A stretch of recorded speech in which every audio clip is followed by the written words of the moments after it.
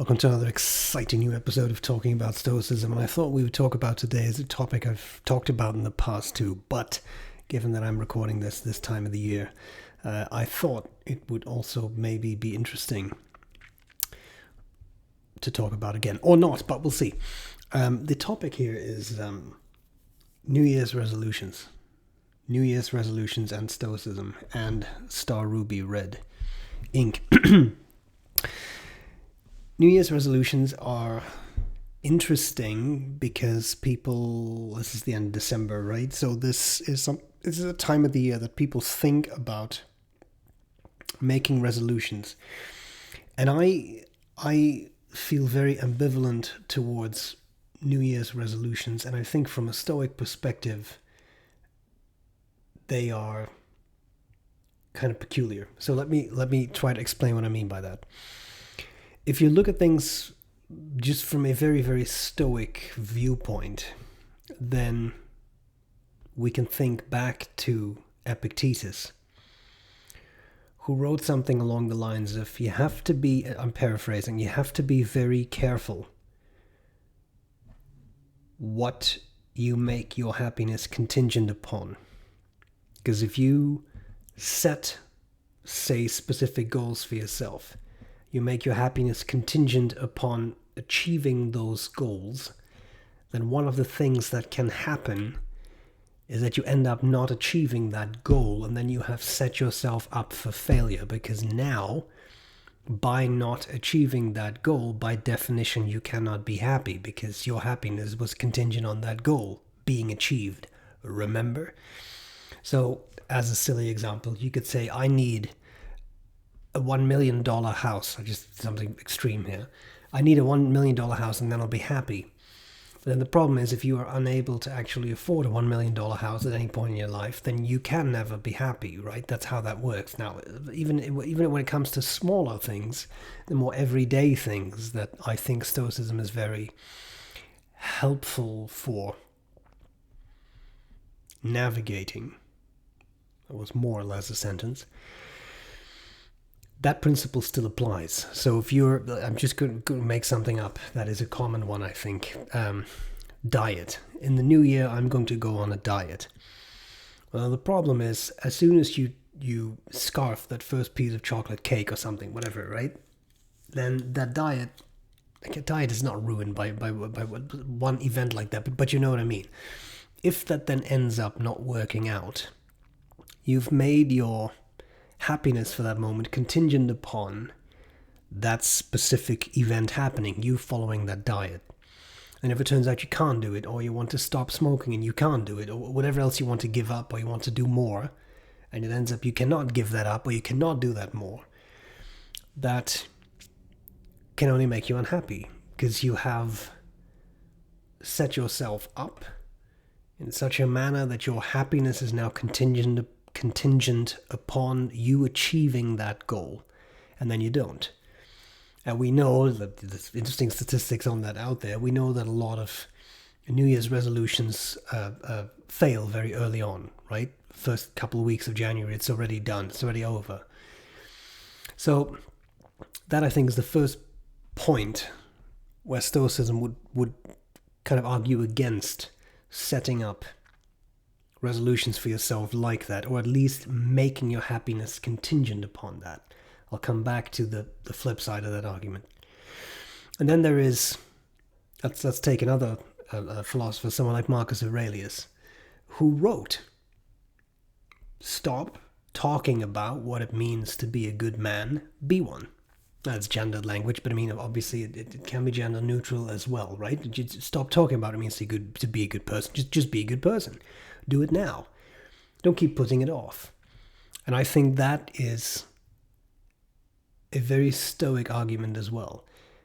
Continuously strive to be the best version of yourself. Don't put that off. Don't say, well, it's only January, December 22nd. I don't have to start doing X, Y, or Z now. I'll put it off for a week and a half or something, and then I'll do it, and then it's going to be okay. And then it probably won't be, because it's probably going to fail pretty early on. So then then what's the point? Then what's the point in making those resolutions when they are, I don't really want to say doomed to fail, but let's be fair, for a lot of people, a lot of the resolutions are actually doomed to fail. You could also make a start now. There is nothing special about January 1st. Dates are fully arbitrary. So it doesn't matter. There's nothing special about that day. There's nothing more special about January 1st than there is about tomorrow. Unless you're watching this December 31st, but you get the point, right? There's nothing special. So to hold off and put off a resolution, only to then make it even more charged. Let's say, well, January 1st, that's the hard deadline, that's when this starts to happen. That doesn't really work either. It doesn't really do anything either. So that's kind of strange too. Now, having said that, I do think there is something to be said for the idea of, again, kind of following Marcus Aurelius, doing the best you can. That is what Stoicism asks you to do. Be the best version of yourself you can be. Be that all the time, knowing full well you are going to fail a couple times here and there, but even then, you should still continue to be the best version of yourself, the best person you can be, and you are a virtuous person. And by striving to be virtuous in everything you do, you will be a good person, you will be happy, because how can you be unhappy when you do the right thing all the time? So I don't think there is anything wrong with considering resolutions or considering what you could change in your life, or could do better in your life, or could try to make progress towards in your life. But that doesn't mean you have to pin that down to January 1st. That's when it's all going to happen. That's when this is going to go down. That's when I will do this. There we are. Because that's not fair. I don't think it's fair to yourself to put that burden on yourself to do that specific day. Now, any other day, fine. Thinking about what you can improve, great. That's a very Stoic approach. Continuously evaluate yourself. Think about what you are doing, what you are maybe not doing so well, what you could do better.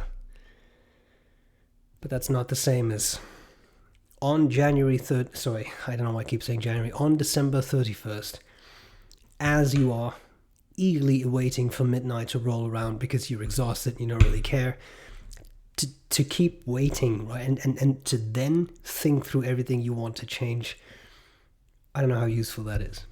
Especially because I think you are, again, likely to set yourself up for something not working out and then being disappointed. Because for a lot of people, I found, those resolutions do not translate into, okay, so I was going to do X, let's just for the fun of it, let's say I'm going to go on a diet. And then you do go on a diet for a couple of days or a week or 2 weeks, and then you kind of slip, and then you start to go off that diet again. For a lot of people, that's where it ends. And then they get sad and miserable, and they say, well, I had this resolution, it didn't work out, and I didn't do it, and blah, blah, blah. It does not translate into them thinking, okay, so I had one slip up that was to be expected. Now I go back on track, and now I start doing X, Y, and Z again. For a lot of people, it doesn't work that way. I have found. Your mileage may vary, but that's what I have found. So, there we are. That's just my thoughts. Trying to be stoic about New Year's resolutions. Let me know what you think. Again, I don't think there's anything wrong with thinking about what you can change. I'm just not sure it has to be January 1st necessarily. And be very careful about setting goals that are not fully within your control, because that means that if you don't end up achieving them, you set yourself up to feel unhappy. And if you do end up achieving them, you'll be happy, but then there will always be other goals and other things that you will then make your happiness contingent upon. Epictetus talks about that as well, right? Now you have X, but now you want 2 times X or 3 times X or whatever. So that I think becomes an issue as well. Anyway, this is what I have. I shall now stop rambling. What are your thoughts on New Year's resolutions? Let me know in the comments, because I always enjoy reading that. And thank you very much. Have a happy 2024.